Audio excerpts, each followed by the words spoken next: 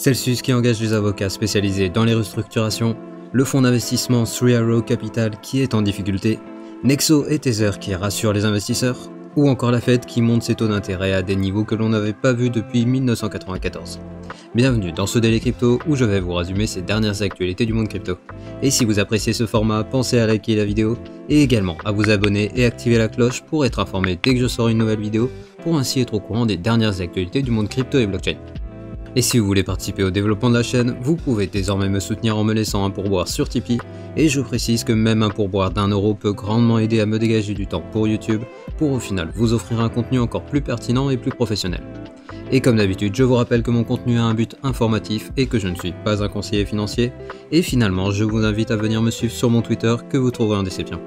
Et on commence avec l'état du marché crypto qui reprend des couleurs aujourd'hui, alors que les marchés US et le Bitcoin sont partis à la hausse suite aux annonces des hausses des taux d'intérêt de la Fed. Et les projets crypto qui surperforment aujourd'hui sont le GLD et le HEX qui font un plus 13% et BAT qui nous fait un plus 17%. Et on passe sans plus attendre aux actualités de ce mercredi 15 juin 2022. On débute les actualités du mercredi avec Celsius qui montre des nouveaux signes de fébrilité. Tout d'abord, ils ont encore ajouté de la liquidité pour garantir leur emprunt sur MakerDAO, ce qui fait que le prix de liquidation de leur emprunt est passé de 16 800 $ à 14 000 $ pour Bitcoin. Et on a également appris aujourd'hui que la société avait engagé des avocats spécialisés dans des opérations de restructuration.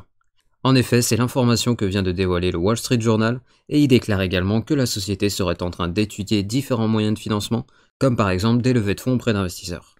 A savoir que cette annonce a fait beaucoup de bruit sur les réseaux, et en particulier sur Twitter, où beaucoup de personnes en ont déduit que la firme était en train de travailler sur son dépôt de bilan, car le travail des avocats spécialisés dans les restructurations est souvent axé sur les dépôts de bilan. Mais attention, ce n'est pas leur seul domaine de compétence, étant donné qu'ils peuvent également trouver des solutions pour améliorer les conditions financières des entreprises en difficulté. Et donc l'embauche de ces avocats ne veut pas dire à 100% que Celsius serait sur le point de déposer le bilan, mais en tout cas cela montre que la société est beaucoup plus en difficulté que ce qu'ils veulent bien laisser paraître dans leurs différentes communications au public.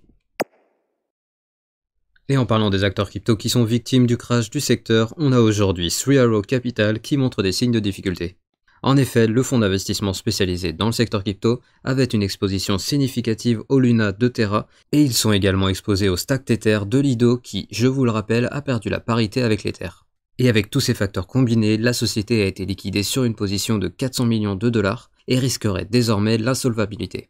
Et donc elle serait, comme Celsius, à la recherche de capitaux pour tenter de survivre à cette crise. A savoir qu'un des wallets reliés à Three Arrows Capital a revendu 15 000 Ethers pour visiblement récupérer de la liquidité et ainsi éviter plus de liquidation. Et le risque ici est que si cette entreprise venait à déposer le bilan, on pourrait avoir d'autres entreprises qui leur ont prêté des fonds, qui pourraient perdre leur investissement et tel un château de cartes, on pourrait avoir une cascade d'entreprises qui n'avaient pas forcément de lien direct avec Lido et Terra, qui pourraient eux aussi être mis en difficulté. Bon, et si on résume, depuis le début du mois de mai, c'est 3 géants du secteur crypto qui se sont fait massacrer par la crise, avec Terra, Celsius et maintenant Three Arrows Capital. Et la question est maintenant de savoir si le gros de la chute est maintenant derrière nous, ou si la chute de ces géants entraînera d'autres chutes, telle une réaction en chaîne.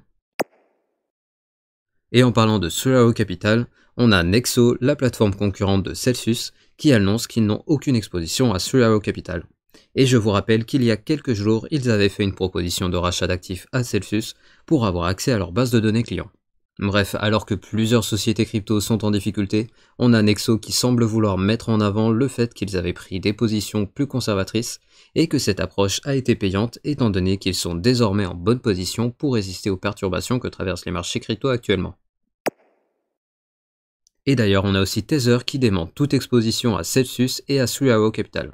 En effet, suite à des rumeurs, la société émettrice de l'USDT a clarifié sa position par rapport à ces deux sociétés qui sont dans la tourmente. Et ils ont également nié des rumeurs qui indiquaient que leurs actifs étaient composés en grande partie de papier commercial chinois qui se négocierait actuellement au rabais. Bref, pour le moment, la société Tether semble à l'abri des retombées qui pourraient prochainement arriver suite aux difficultés de Celsius et de Three Arrows Capital. Partons maintenant aux USA avec la Fed qui vient d'officialiser les annonces que tout le monde s'attendait à entendre. Et ces annonces de la Réserve fédérale sont une hausse des taux d'intérêt de 0,75%, ce qui est la plus forte hausse depuis 1994. Et on apprend également que les banquiers centraux s'attendent à une augmentation du taux de chômage, ainsi qu'une hausse des prix prolongée, et finalement un ralentissement de l'activité économique.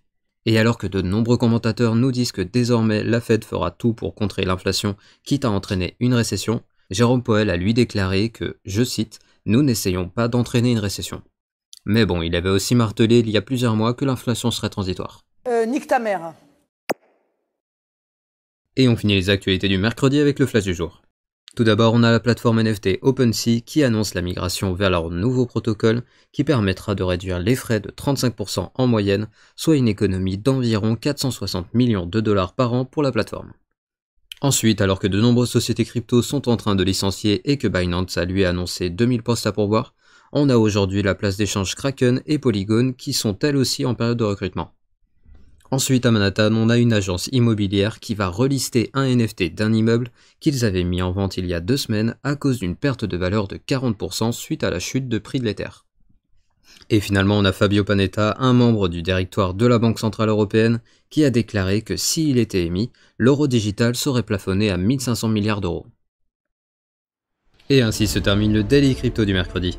Je vous rappelle que je publie ces vidéos du lundi au samedi et les récaps crypto tous les dimanches. Et je vous invite à venir me suivre sur mon Twitter que vous trouvez en description.